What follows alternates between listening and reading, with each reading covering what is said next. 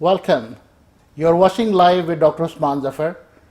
Our today topic is about disruptive technologies, digital transformation, smart cities adoption, and my honorable guest is Mr. Hovorka, who have been living and doing business in Dubai from past 16 years, and we would learn from him about the journey he have here in Dubai and how he's adding value with different organizations across the GCC. So, Mr. Dieter, welcome to my show. Good afternoon, Dr. Usman. Good afternoon, and thank you very much for your time. Thank you. So tell me about your journey in Middle East. What have you achieved so far? You have been at the forefront of several public and private sector projects. So my audience would love to learn from your experience. Thank you for this invitation. I'm looking forward to meet your audience, hopefully in the future also. Yeah, my journey was very interesting, and I think Dr. Usman was one of the first person in contact I had when I came to the UAE. Yeah, especially, you are the one who brought the Adobe to the Middle East market. Correct. I was working for the Adobe in the enterprise section, and I was responsible for the enterprise solutions from Adobe, which means everything, beside the Photoshop, beside the Acrobat, beside the PDF. Yeah, I think it has been quite a journey. And as you pointed out already, the first agenda we had was really the e-services, the e-government services for smart governments. When we started to implement for Dubai Police, for the Dubai Chambers, for the Dubai's courts, the e-services, this was one of the first projects we did. Some of them we did together, some of them you only saw on the side maybe, if you remember. But this is exactly where my background was in the past. When I joined Adobe back in 2002, Adobe was looking for an enterprise solution architect who can bring the islands which are existing in organizations together to an enterprise solutions. And right. Adobe, of course, managed this quite nicely at this point of time when they focused very much on the e-services with e-forms to bridge the gap between paper-based processes and digital processes. Mm-hmm. So as we know, we have seen the mandate of the UAE government as well, that they're focusing after COVID-19 more towards the digital transformation. So how do you see this digital transformation adoption in multiple countries is becoming quite vital at the moment? And so what is your advice? You have delivered several projects in the region, and what sort of challenges you see in the digital transformation industry? Digital transformation brings a lot of challenges along with it. And one of the main aspects is that we have the diversity of new touch points and new devices, which are all depending now on connectivity. Yeah. And the whole game breaks with the connectivity. And especially, as you know, the population in the UAE, they are very young. Yes. And most of them, they are carrying two mobile phones, and they are always connected with the internet. Absolutely. And the consumption of information is demanding and demanding. Yeah. But this is the challenge also. We have one of the modernest infrastructures in Dubai and in the UAE, but obviously it was not lined out for the capacity. Yep. And we see this gap in various areas already, that they were not thinking that the population is increasing so much, which is again threatening the performance on our infrastructure. Yeah. If you look down in the road in America or in Europe, where the infrastructure is quite old on copper cables or maybe not on fiber opticals. Do you think there is a digital divide between the West and the Middle East? In the moment, yes. It's a trying to catch up game, right? Mm-hmm. A lot of inventions come from Asia, a lot of inventions come from Europe. US is a little bit steady. They're not very affine to new technologies. Mm-hmm. They're always a little bit in the back seat.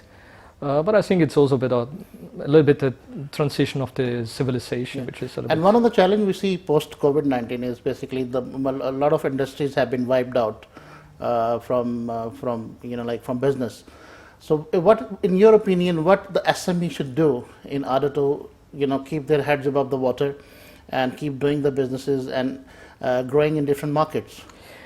I think the main aim everybody should look out for is to optimize the digital solutions there. Yep. Not every suit fits everybody. Mm. Yeah, a tailor-made suit is made because it fits one person only. Yeah. Yeah? SMEs, they need to adopt the digital transformation in a wise and smart way.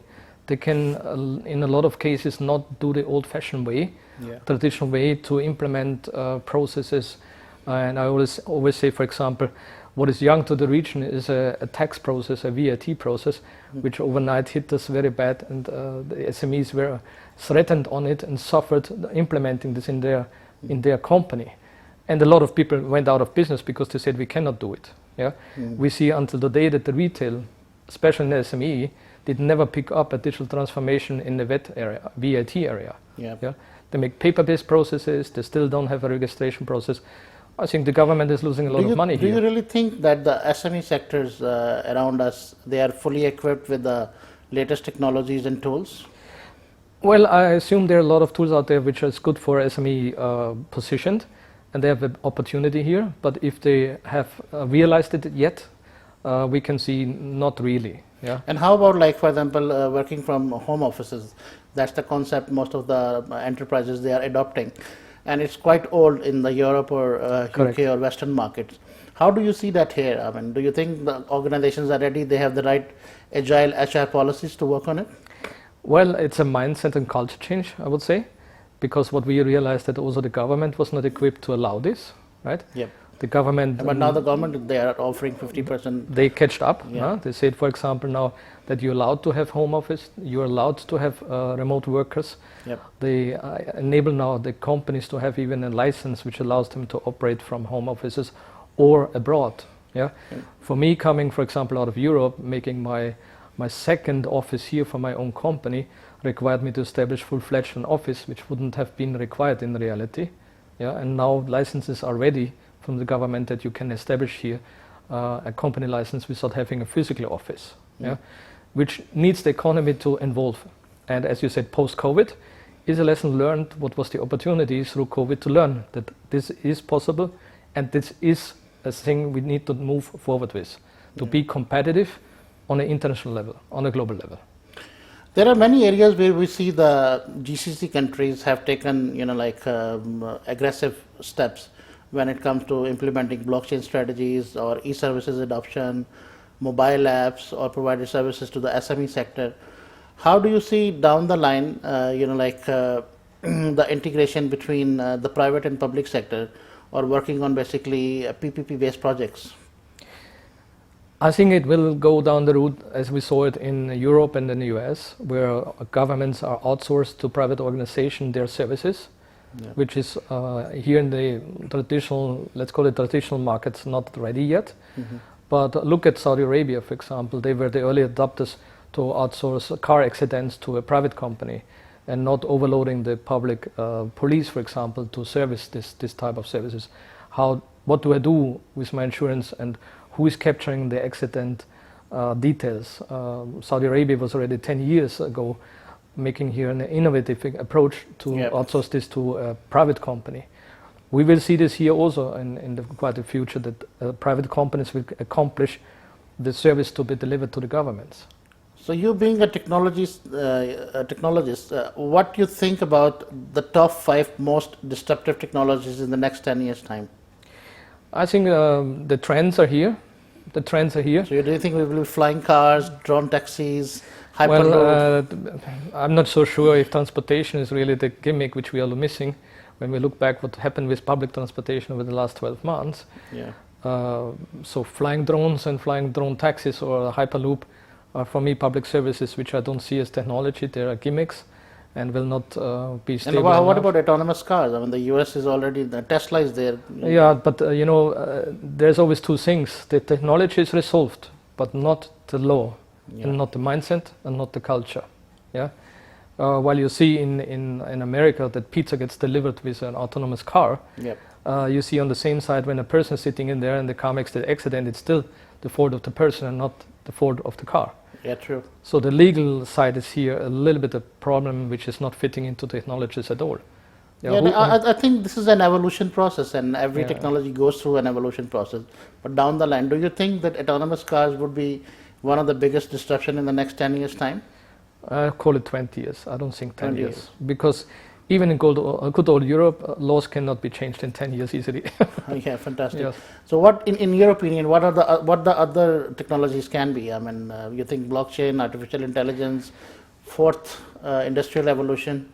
Let me put it this way. Focusing always on technologies is maybe nice and can make you very happy, but you need to make an umbrella and connect these technologies together.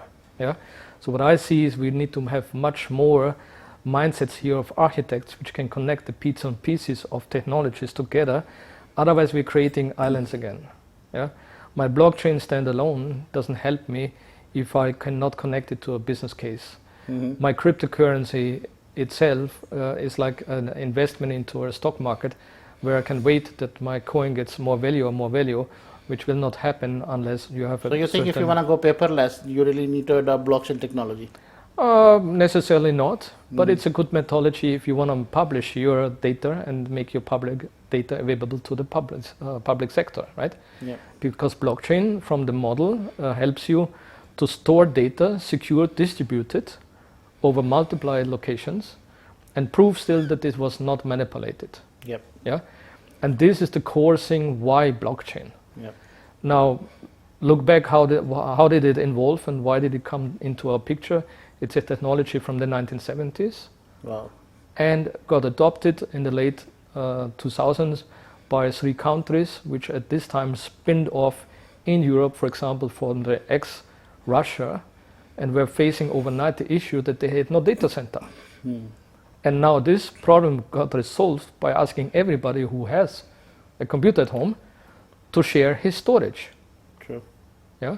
Now, if you look at the root why blockchain got so popular, I took the technology out of the 70s, which are rebranded. It is a marketing.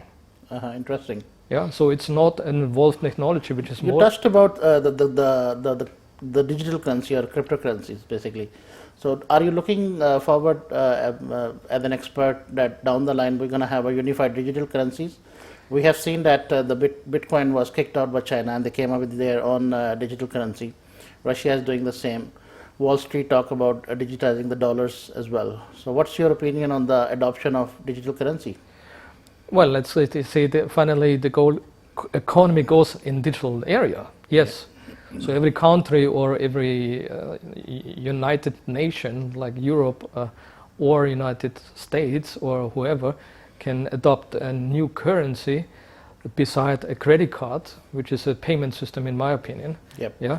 And the digital currency, the first one was ECU, which was far before the euro, which existed only on digital level, which allowed you to trade in the European Union between countries, paying with ECU, which is not dollar-based, which was not euro-based, it was a digital currency.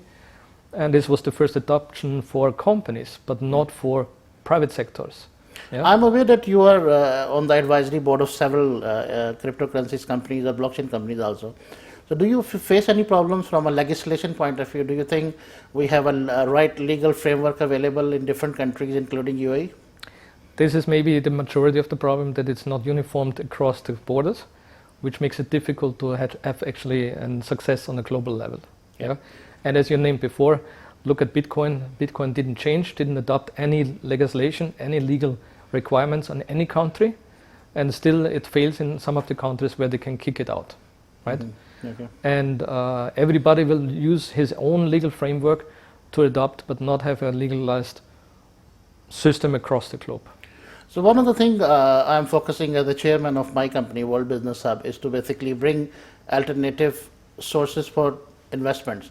And we are focusing a lot on crowdfunding platforms in the real estate verticals and also for other projects. How do you see crowdfunding platform growing in the region here? Crowdfunding as a hype, which we experienced the last 5 years, as you know. Of course, in the beginning, we had to have the adoption from the legal sides that it was not allowed, and we had to be careful that we need to explain it very well, the officials here. Meanwhile, we have a couple of crowdsourcing companies here. One of the first one was officially government-driven. It was for, as you said, for real estate projects also. And now we have also for tech companies, crowdsourcing platforms, which are allowed to be used, but still not headed out of the region. Yeah. We financed finally the first project over crowdsourcing, which is a very great opportunity for SMEs, especially when it comes to entrepreneurs to realize their great ideas, because the traditional financing models are obviously not anymore sufficient for this type of projects. Do you really think that down the line in the next 5 years' time, these fancy portals and websites gonna disappear? No, I don't believe so. You don't believe? No. Okay. Portals will always be there. There will be no more sophisticated. You know, when I mean, there are different think tank, like who thinks about that. There will be no future for the websites or, like fancy portals. It will be more towards basically empowering the users. So when you are connected with the internet, with the device, so you should be able to basically play around, and you should have a decision-making power in your own hand. Well, as you said, the missing link is this P2P here, which I think is taking much more efforts to the devices, the connectivity, to decentralization of information. No, you need to have the common sense that you have devices which are not equal. Yeah, if I streamline that I give everybody in the globe the same mobile phone, yes. Unless we have the diversity of brands which are 10 years on the market and have not the good displays and not the good connectivity capabilities, they will never be able to participate. We would lock them out. Fantastic. One of the objective, Dieter, we have through this program, live with Dr. Usman Zafar, is to bring collaboration among different business like units, improve bilateral trade relationships between the different countries, bring investments to the UAE or investors, attract them to invest into different verticals. So what sort of expansion you have, your vision in the next 5 years? Are you seeking any type of investments in this domain? And if yes, then what you gonna do with that? See, especially in the Middle East, and I call now UAE since I'm living here, we have great opportunities. It's a place where a lot of entrepreneurs and enterprises can settle and seek for talents, seek for great ideas, and maybe also join and link to international investors, which are obviously mindseted to help these great ideas to get to the market. We are always looking for this type of people, but what I see is here that for entrepreneurs which we have here the opportunity, like call it the old good Silicon Valley of the US, where the mindsets meet the right mindsets. Yeah. You know that they have the universities, you know that they have the people dropping out of universities with a great idea.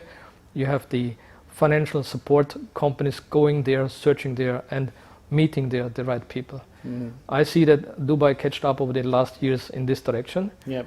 We see that the government makes a lot of initiatives, like making the crypto hub, the blockchain hub, making initiatives to really offer these great people opportunities to live here a good life with a solid background on medical care, public transportation, and of course not to forget the leisure side here, which is not so bad. Very important. Yeah.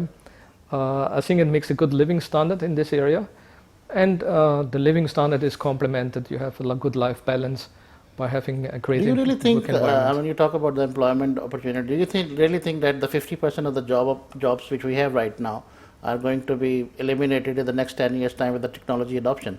I would say it was a little bit shorter than 10 years, I guess so. Okay. Yeah, there will jobs go away, and we know it very well.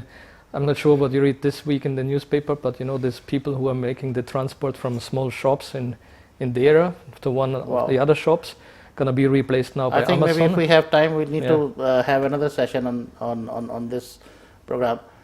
So thank you very much, Dieter, for giving me the company and sharing your thoughts about all these interesting technology-related topics. Thank you very much. Thank you, Dr. Usman. See you soon. Yeah. Hi, viewers. You're watching live with Dr. Usman Zafar at News Time.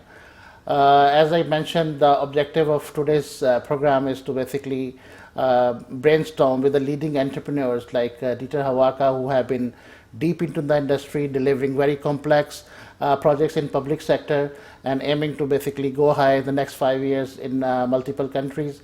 And our objective through this program is to bring investors, partners, improving bilateral trade relationships among different countries. So keep watching it. Thank you very much.